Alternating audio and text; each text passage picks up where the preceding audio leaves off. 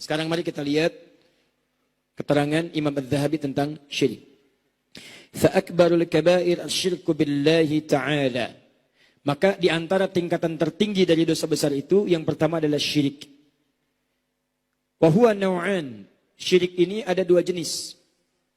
Awas hati-hati. Ada dua jenis, kadang kita tidak sadar. Awas hati-hati ya. Satu. Ahaduhuma an yaj'ala lillahi naddan wa ya'budu ghairahu min hajarin aw syajarin aw syamsin aw qamarin aw nabiyyin aw syaikhin aw najmin aw malikin aw ghairi dzalik. Allahu akbar. Yang pertama, menjadikan seseorang, sosok atau makhluk sebagai Tuhan selain Allah Subhanahu wa taala. Langsung menjadikan Allah punya saingan. Baik itu bentuknya benda mati, benda keras seperti batu. Ya, misal ada yang nyembah batu, minta kepada batu, harusnya minta kepada Allah kemudian minta kepada batu. Ya, dengan keyakinan bahwa minta kepada batu itu bisa mengabulkan. Misal, Masya Allah, dulu kan rame-rame ada batu tuh. Ya, tiba-tiba batunya dipakai jadi akik. Ya kan? Gosok dan sebagainya. Kadang-kadang tidak sadar. Kenapa pakai yang itu? Ini rasanya lain. Masya Allah. Coba lihat tuh. Begitu antum lihat begini, kayak ada orang tahiyat kan.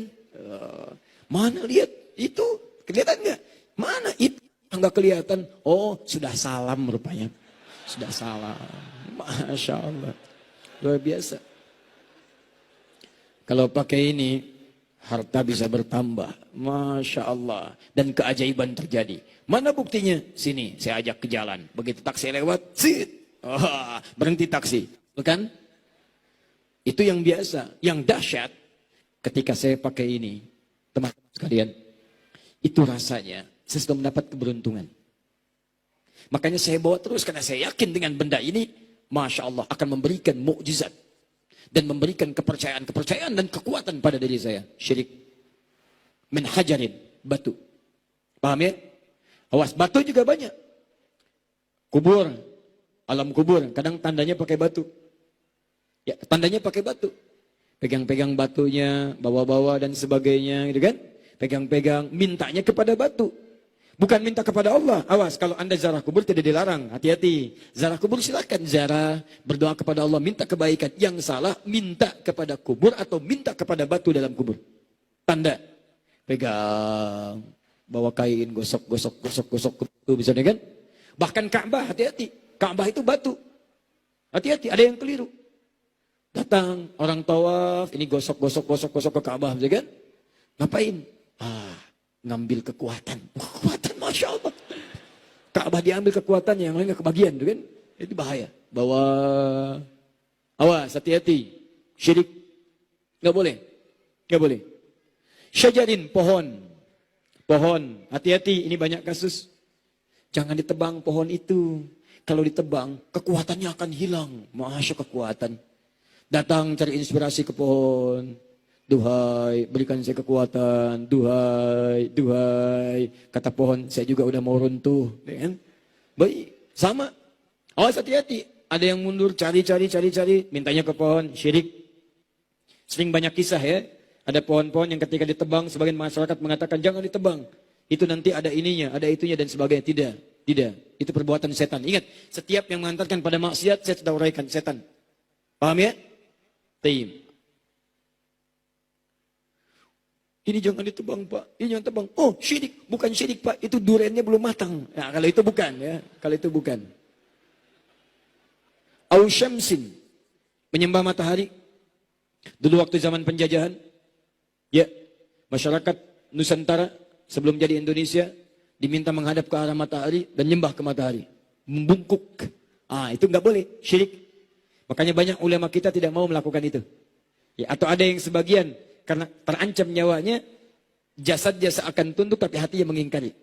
Ada yang demikian, ada yang sama sekali menolak dan tidak sedikit yang mengalami eksekusi. Dan Masya Allah, dengan kalimat itulah kemudian kalimat-kalimat takbir, kalimat-kalimat tauhid, kalimat-kalimat pengakuan, itu yang mengantarkan cinta Allah menghadirkan kemerdekaan bagi bangsa Indonesia. Makanya saham umat Islam untuk kemerdekaan itu banyak. Dan kalimat takbir itu bagian darinya. Termasuk kalimat tauhid. Apa kalimatnya? La ilaha illallah. Apa warna benderanya? Warna tulisannya? Kita lihat. Baik. Ada masalah insya Allah. Itu untuk pengetahuan. Untuk pengetahuan. Ingat ya teman-teman, saya ingatkan betul. Bangsa kita sudah baik. Dasarnya sudah baik. Tidak usah berpikir merubah asas bangsa dan sebagainya. Yang kita pikirkan sekarang bagaimana membantu bangsa ini jadi lebih baik. Itu saja.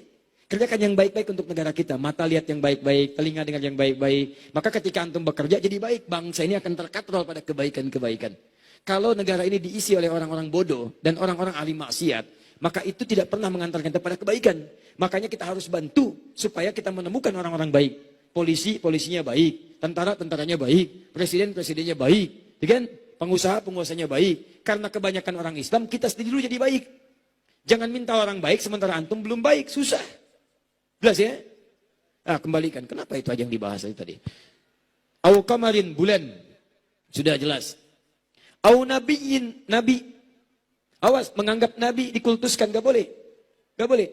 Maka dari itu ketika Nabi Isa alaihissalam tidak ingin dianggap sebagai Tuhan, dikejar-kejar sampai mau dibunuh. Sampai mau dibunuh gitu kan. Untuk menolak klaim, gak boleh. Saya cuma nabi, saya bukan Tuhan.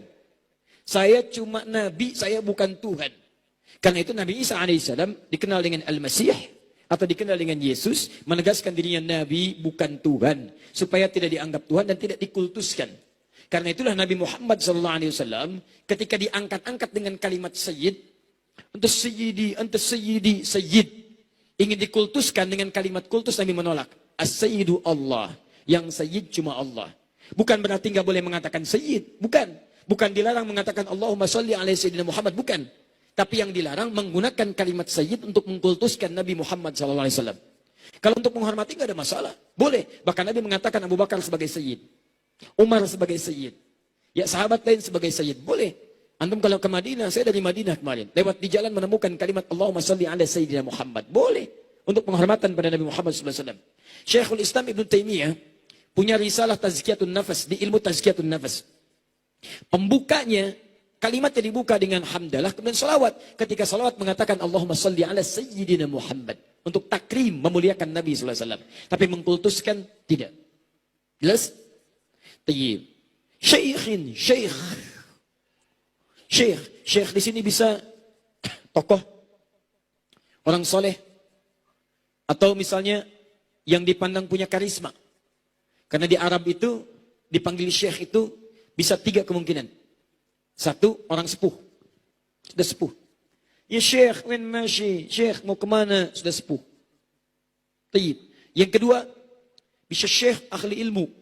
Ahli ilmu. Ya, jadi baik itu sudah sepuh ataupun masih muda dia. Ketika tampak keilmuan dalam dirinya dipanggil syekh. Ya syekh. Yang ketiga, syekh ilmu secara agama mungkin kurang. Tua juga belum. Tapi dia punya pengaruh misalnya. Ya punya pengaruh tertentu. Punya kemuliaan tertentu. Maka dipanggil syekh dia. Di Uni Emirat Arab ada syekh, ada syekh. Syekh di sana bukan yang punya ilmu. Sebagian ya. Ada kalangan-kalangan yang punya harta, punya pengaruh, panggil syekh. Sebagai penghormatan kepadanya. Nah kadang-kadang, maaf.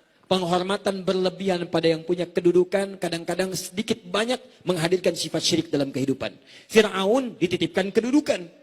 Begitu kedudukan merasa tinggi, langsung mengatakan, Ana rabbukumul a'la. Saya Tuhan kalian yang paling hebat.